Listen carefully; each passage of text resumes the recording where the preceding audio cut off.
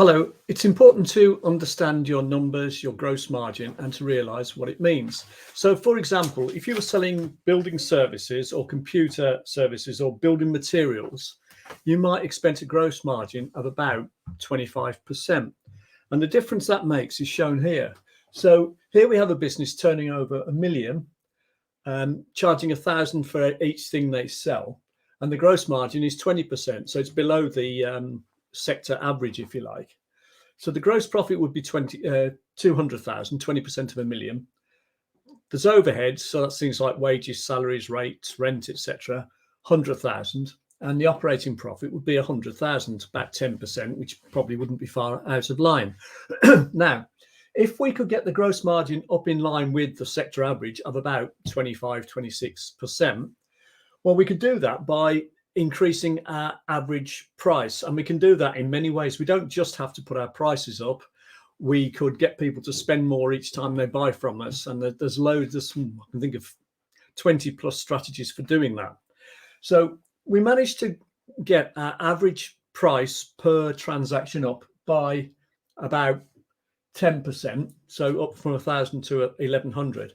That will automatically increase our gross margin by about that figure. So in this instance, that would take your gross margin up from 20% to 27%. And that alone would then mean that you're getting 20% of a larger revenue figure as gross profit, which is where you get the 272,000 from. You've still got the same overheads, but your operating profit now goes from 100,000 to 172,000. So that 10% increase in your average price, if you like, leads to more than that in terms of your gross margin, and leads to a lot more than that, i.e. a 72% increase in this instance to your bottom line operating profit. So the conclusion is that it's really worth having a good look at your accounts and seeing how they compare with what the sector average would suggest they should be doing. And if things like your gross margin are out of line, and if we could think of some simple ways to increase your gross margin, then you can make a huge difference to your bottom line. So you can see how understanding those numbers and how important they are and how they work can really help you take your bottom line operating profit up from 100,000 to 172,000 in this instance, i.e. a 72% increase. So, it's a really productive area. So all we need to do is look at your accounts and just see what the potential is. If you're interested in finding out more, just message me, contact me.